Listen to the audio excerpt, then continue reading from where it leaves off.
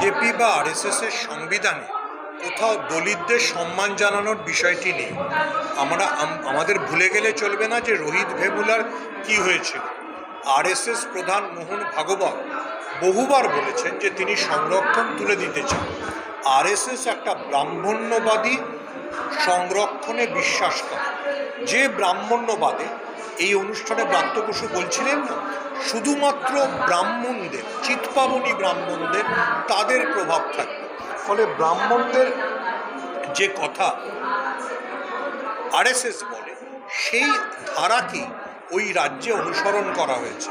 এটা নতুন কিছু না।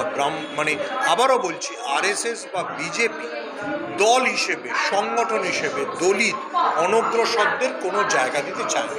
বিজেপি বেসিক্যালি দাঙ্গা বাজাতে চায়। সেই দাঙ্গা বাঁধানোর জন্য তাদের যা দরকার তারা সেটাই করছে। আপনি বিজেপির সাথে যোগাযোগ রয়েছে বলছেন কেন? যিনি গ্রেফতার হয়েছেন তার সঙ্গে তো সুকান্ত মজুমদারের অভ্যর্থনা জানানোর ছবি পাওয়া গেছে। তিনি তো অস্ত্রশস্ত্র নিয়েই ঘুরছিলেন। ফলে এর পেছনে আবারও আমি বলছি যে ভুলে যাবেন না, এর আগে সুকান্ত মজুমদার বলেছিলেন যে প্রত্যেকে যেন বাড়িতে অস্ত্র রাখে। দিলীপ ঘোষও বলেছিলেন। ফলে সেই যে ধারাটা, বিজেপি সেই ধারাটাকে অনুসরণ করে দাঙ্গা বাঁধাতে চায়। অপারেশন সিন্দুরের জন্য আমরা সবাই গর্বিত, কিন্তু পশ্চিমবঙ্গে যখন নরেন্দ্র মোদী আসছেন তখন আমরা প্রত্যাশা করব যে তার মঞ্চে, তিনি তো ভারতের প্রধানমন্ত্রী, তার মঞ্চে ঝন্টু আলী শেখের স্ত্রী থাকবে, পূর্ণম সাউয়ের স্ত্রী থাকবে।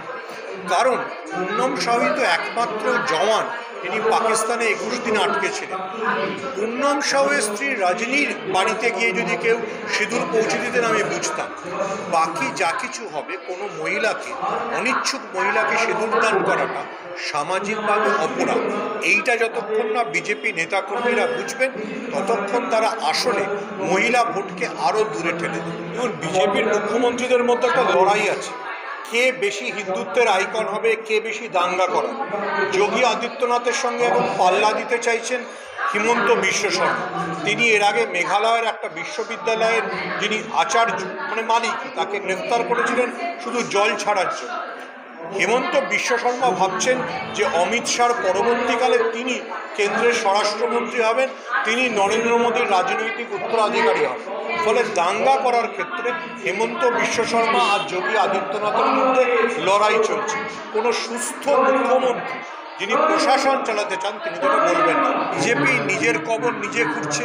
বিজেপি যদি সিপিএম থেকে আসা লোকজন যাদের হাতে চে গুয়েভারার ট্যাটু আছে তাদের দিয়ে যদি ভাবে যে হিন্দুত্বের ভোট করাবে আর দিলীপ ঘোষকে সাইড করে দেবে, তাহলে মুশকিল।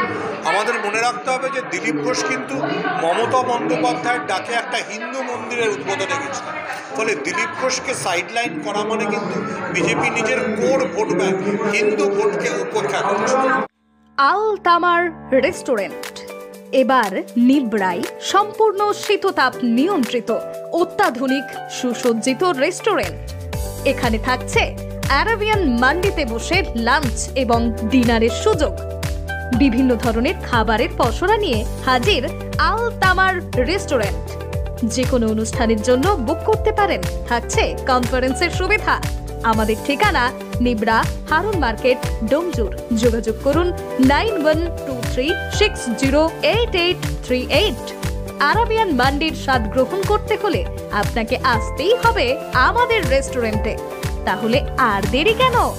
আজই আসুন আল তামার রেস্টুরেন্টে।